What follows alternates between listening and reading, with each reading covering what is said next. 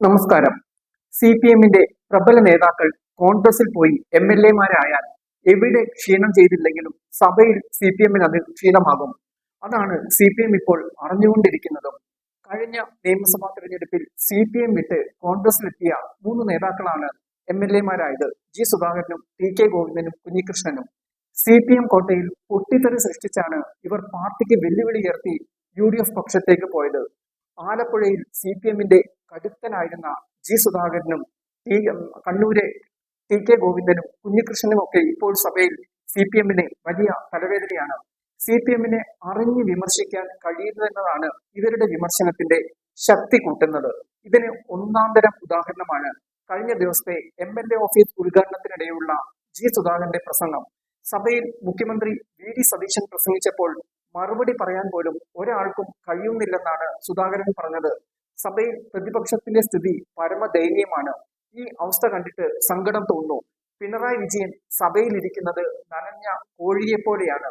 Thomas Isaac സഭയിലുണ്ടായിരുന്നെങ്കിൽ എന്തെങ്കിലും പറഞ്ഞേനെ. ഇടത്തോട്ട് മുണ്ടെടുത്താൽ ഇടതുപക്ഷമാകില്ല. K N ബാലഗോപാലിന് സഭയിൽ മിണ്ടാട്ടമില്ല. ഭരണപക്ഷത്തെ വിമർശിക്കാൻ അറിയുന്ന ഒരാൾ പോലും പ്രതിപക്ഷ നിരയിലില്ല എന്നുമാണ് സുധാകരൻ പറഞ്ഞത്. താൻ കോൺഗ്രസിൽ എത്തിയതിനെ സി പി എം വിമർശിക്കുന്നു. അമ്പലപ്പുഴയിൽ താൻ കോൺഗ്രസിന്റെ ചെളിക്കുണ്ടിലേക്ക് പോകുമെന്ന് പിണറായി വിജയൻ പ്രസംഗിച്ചു. എന്നാൽ സി പി എം ഇന്ന് എവിടെയാണുള്ളത്? കേരളം വിട്ടാൽ സി പി എം നിൽക്കുന്നത് കോൺഗ്രസിന്റെ തണലിലാണ്. ഇതുവരെ സുധാകര വിമർശനത്തിന് പ്രതിപക്ഷം മറുപടി പറഞ്ഞിട്ടില്ല. സഭയിൽ പ്രതിപക്ഷത്തിന്റെ അവസ്ഥ ദയനീയം തന്നെയാണെന്നതിന്റെ സൂചന കൂടിയാണിത്.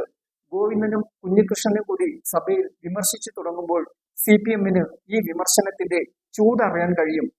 140 അംഗ നിയമസഭയിൽ 35 എന്ന സംഖ്യ മാത്രമാണ് പ്രതിപക്ഷത്തിനുള്ളത്. പ്രതിപക്ഷത്താണെങ്കിൽ ഭിന്നത രൂക്ഷവുമാണ്.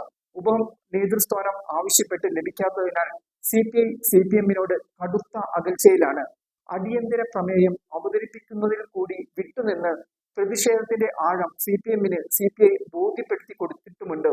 സി പി ഐ എതിർപ്പ് കടുപ്പിച്ചതിനാൽ സഭ തുടങ്ങിയിട്ടും പ്രതിപക്ഷത്തിന് ഇതേവരെ സംയുക്ത നിയമസഭാ കക്ഷി യോഗം കൂടാൻ വരെ കഴിഞ്ഞിട്ടില്ല. ഈ അവസ്ഥയിൽ തുടരുമ്പോൾ തന്നെയാണ് സുധാകരനെ പോലുള്ളവർ ഉതിർക്കുന്ന അതിനിശ്ചിതമായ വിമർശനവും. എന്തായാലും പ്രതിപക്ഷ നേതൃസ്ഥാനം പിണറായി വിജയന് അഗ്നിപരീക്ഷയായി മാറുക തന്നെയാണ് ചെയ്യുന്നത്.